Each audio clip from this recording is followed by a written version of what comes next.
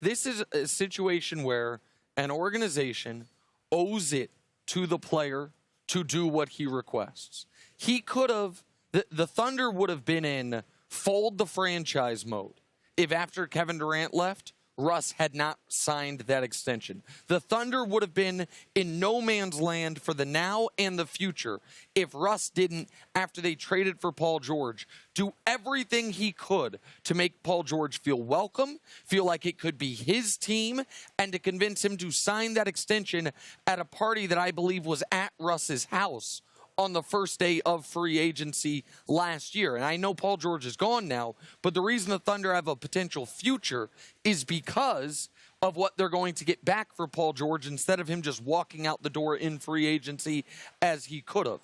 He is the best and most important player in the history of their franchise. I understand KD won an MVP there, but Russ then did as well, and Russ stayed.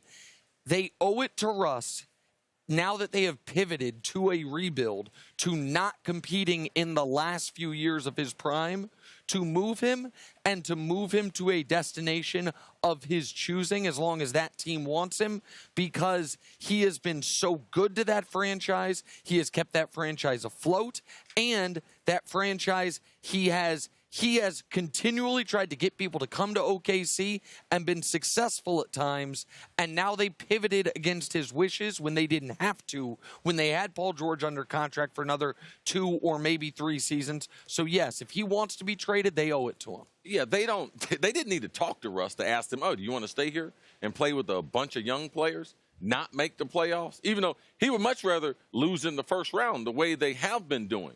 But they tried to trade him to Toronto. They understand Russell Westbrook better than anyone else. You can't put Russ in the locker room with a bunch of young players. No, he doesn't have that type of personality. He's not going to be able to continue to lead this organization in good faith. They got to trade him. You got to trade him before training camp. There's no need to even try to move into the future, try to set a plan of action for these younger players, knowing that ultimately you're going to probably move Russ before the trade deadline. So, yes, the organization. I'm not as far as Nick, they owe it to him. Russ is getting paid.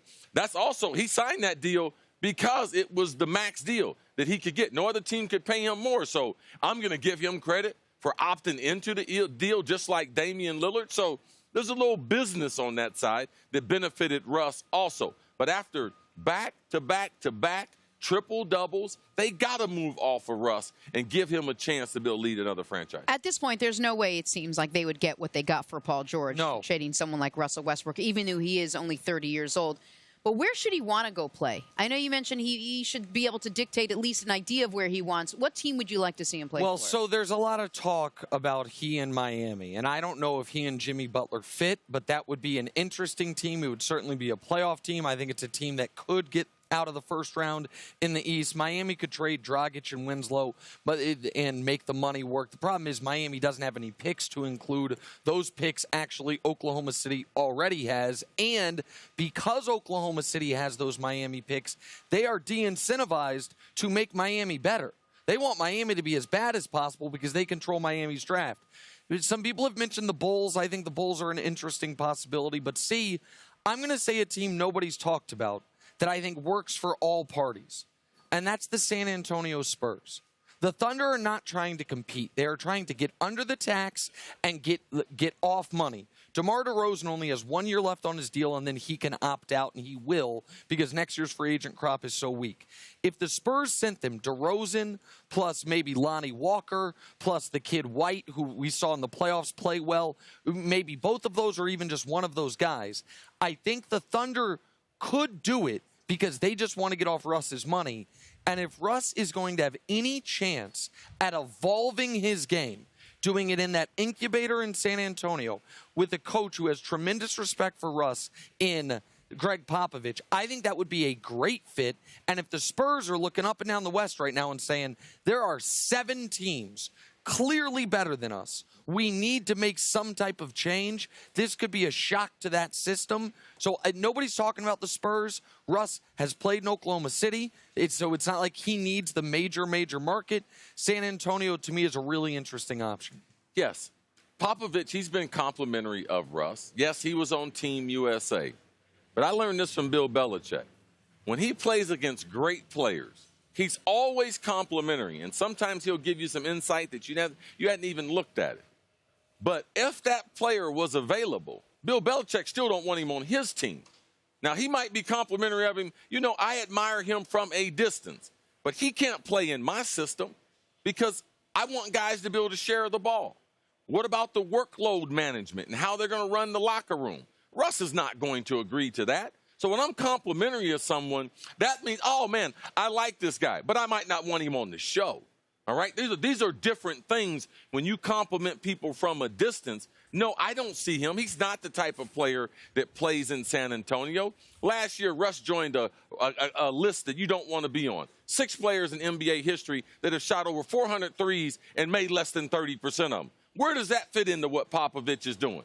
Pop only wants to coach a few more years. Man, Russ will take him to an early grave with the way he plays basketball. But, CC, the same way players go to New England and they change to be able to fit into Belichick's system because they know he's a great coach and he knows how to win. You don't think a guy like Russ, who's still relatively young, who hasn't tasted much winning there in Oklahoma City, could go there under the guise of, I'm going to help take you to this next level? Nope. I don't believe Russ thinks there's a coach can take him to the next level. That was one of the problems in OKC. What was the coaching staff telling Russ? How his game was going to evolve. What has his game evolved into? He's less efficient than he was 3 years ago. Now, he put together 3 record-breaking seasons, but the efficiency from the point guard, how he's going to play, what about his temperament? Those things, as he has approached 30 and gotten older, they have not changed. But he's also never had a great NBA coach. Scott Brooks is a league average coach at best. Billy Donovan's a great college coach, has not proven to be a great NBA coach. Popovich might be the best coach ever. Also, the Spurs have enough other three-point shooting that they traded for DeRozan knowing he's a mid-range guy. Now, last year, Russ couldn't hit the mid-range shot. Last year, he couldn't hit free throws either. But previously in his career, that little elbow jumper, he was very good at. He gets to the rim. And here's the last thing I'll say about the Spurs, because you mentioned that Popsy doesn't want to coach that much longer.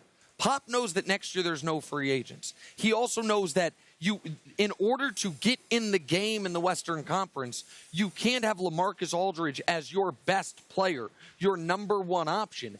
He wants to have any chance at reinventing the Spurs one last time, there's not going to be a player of Russ's caliber available. Good and great coaches do not want to coach all types of players. Did we not see the example of Kyrie Irving? Is he not a great player? He's a great player. Is Brad Stevens, what kind of coach is he? I think he's a great coach. Okay, well, how did that work out? That one didn't work out. Okay, it's a great example. His style does not fit the style of the coach. The coach's style is far more important than the player.